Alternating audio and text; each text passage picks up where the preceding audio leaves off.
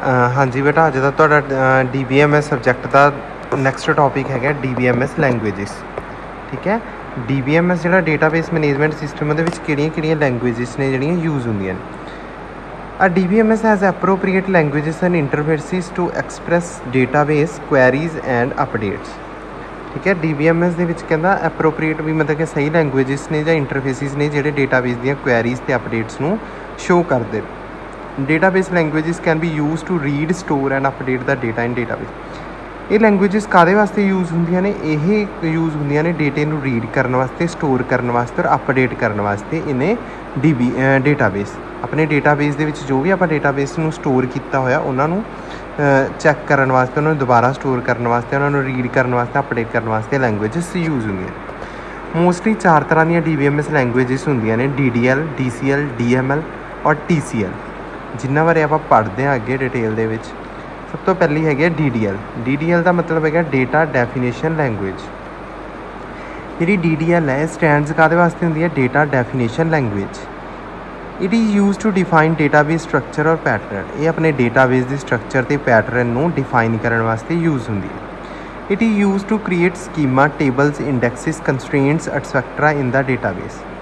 ठीक है, अपने डेटाबेस के जो आप स्कीमा क्रिएट करना है, टेबल्स क्रिएट करने ने, इंडैक्स क्रिएट करने ने, कंस्ट्रेंट्स करनिया ने क्रिएट, तो उस टाइम के उपर आप DDL लैंगुएज जी यूज़ करते हैं। Using the DDL statements you can create the skeleton of the database. आप डेटाबेस का एक मतलब कि स्कैल्टन, एक उपरी रूप है जोड़ा वो आप तैयार करते हैं DDL लैंगुएज के नाल। Data definition language is used to store the information of metadata like the number of tables and schemas, their names, indexes, columns in each table, constraints।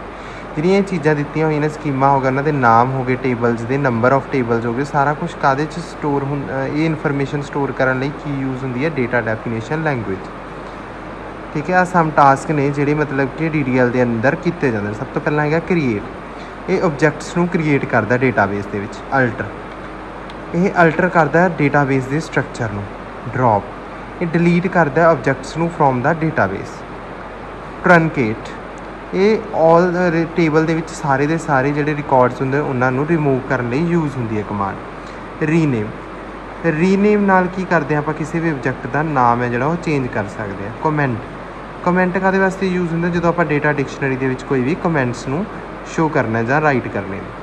These commands are used to update the database schema, that's why they come under data definition languages। देखिए सारिया commands ने जिहड़ियां DDL language दे विच use होंदियां। Next है data manipulation language, DML। ठीक है, DML stands for data manipulation language. It is use processing and manipulating data in database. It handles user request. मतलब कि ये कादे वास्ते यूज़ होंगे? ये यूज़ होंगी है अपने जोड़ा भी डेटाबेस के डेटा पिया उन्होंने असैस करने वास्ते या मैनिपुलेट करने वास्ते, और ये यूज़र दी रिक्वेस्टां भी हैंडल करता है। तो DML के लैंगुएजिस कि कमांड्स यूज़ होंदियां ने? Select, insert, update, delete, merge, call, explain, plan, lock, table. ठीक है, जिमें सिलैक्ट कादे वास्ते होंदे? जो कि आप डेटाबेस के डेटे को रिट्रीव करना या सिलैक्ट करना है। इंसर्ट कादे वास्ते? जो आप टेबल के डेटे को इंसर्ट करना है। अपडेट कमांड, जो आप पहला ही दिते डेटे को अपडेट करना है। डिलीट, जो डिलीट करने ने रिकॉर्ड। मर्ज करना है।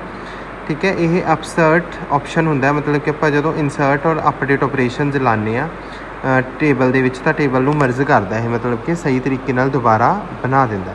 कॉल, जो आप कोई भी मतलब कि जावा के कोई सब प्रोग्राम है या कुछ भी है उन्होंने स्ट्रक्चर को कॉल करनी है। एक्सप्लेन, प्लान, जो अपने डेटे को एक्सप्लेन करना, जो भी अपने टेबल के डेटा है वो पैरीमीटर्स को एक्सप्लेन करना, तो आप एक्सप्लेन प्लान यूज़ करते हैं। लॉक टेबल, इट कंट्रोल्स कंकूरेंसी, मतलब कि जो टेबल आप लॉक करना हो मतलब आप चाहते हो भी वो कोई होर मतलब अपडेट ना किया जाए तो आप टेबल को लॉक कर सकते हैं। नैक्सट लैंगुएज है डेटा कंट्रोल लैंगुएज, जिन्होंने आप DCL भी कह दें। ये यूज़ होंगी है रिट्रीव द स्टोर्ड और सेव्ड डेटा। जो अपने अपना डेटा स्टोर किया होया या सेव किया होया उन्होंने रिट्रीव करना वो वास्ते यूज़ होंगी है।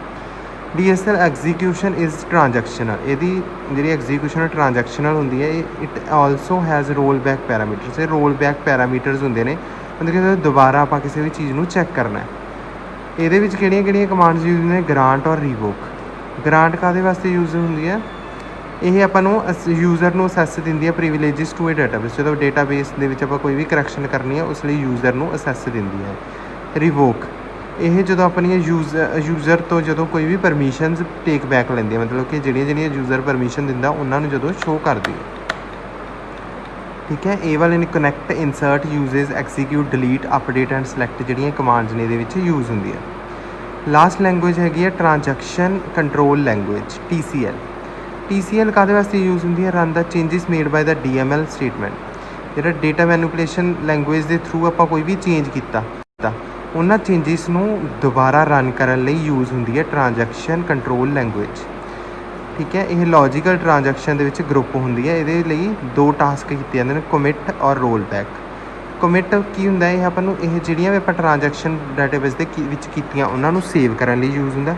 ਰੋਲ ਬੈਕ, ਇਹ ਮਤਲਬ ਕਿ ਜਦੋਂ ਆਪਾਂ ਨੇ ਕੋਈ ਵੀ ਡੇਟਾਬੇਸ ਆ ਉਹ ਦੁਬਾਰਾ ਰੀਸਟੋਰ ਕਰਨਾ ਹੈ, ਆਪਣੇ ਕੋਲ ਕੋਈ ਵੀ ਗਲਤੀ ਹੋ ਗਈ ਆਪਾਂ ਪਹਿਲਾਂ ਵਾਂਗ ਉਹਨੂੰ ਰੀਸਟੋਰ ਕਰਨਾ ਤਾਂ ਆਪਾਂ ਰੋਲ ਬੈਕ ਦੇ ਨਾਲ ਆਪਾਂ ਰੀਸਟੋਰ ਕਰਾਂਗੇ। ਠੀਕ ਹੈ ਬੇਟਾ, ਇਹ ਸੀ ਤੁਹਾਡੀਆਂ DBMS ਦੀਆਂ ਲੈਂਗੁਏਜਿਸ। 4 ਤਰ੍ਹਾਂ ਦੀਆਂ ਲੈਂਗੁਏਜਿਸ ਸੀ। ਠੀਕ ਹੈ, ਉਹ ਆਪਾਂ ਕੀਤੀਆਂ ਨੇ ਅੱਜ। ਠੀਕ ਹੈ, DDL, DCL, DML ਅਤੇ TCL। ਠੀਕ ਹੈ, ਮੇਨਲੀ 2 ਲੈਂਗੁਏਜ ਜ਼ਿਆਦਾ ਮੋਸਟਲੀ ਯੂਜ਼ ਹੁੰਦੀਆਂ ਨੇ, DDL ਔਰ DCL, ਔਰ DML ਵੀ ਜ਼ਿਆਦਾ ਯੂਜ਼ ਹੁੰਦੀ ਹੈ। TCL ਦਾ ਘੱਟ ਯੂਜ਼ ਹੁੰਦਾ। ਠੀਕ ਹੈ, ਜੇ ਕਿਸੇ ਨੂੰ ਇਹਨਾਂ ਟੌਪਿਕ ਦੇ ਵਿੱਚ ਕੁਛ ਨਾ ਸਮਝ ਲੱਗਿਆ ਹੋਵੇ ਤਾਂ ਪਲੀਜ਼ ਆਪਣੀ ਕੁਐਰੀ ਹੈ ਮੇਰੇ ਨਾਲ ਸ਼ੇਅਰ ਕਰ ਸਕਦਾ। Okay, thank you everyone.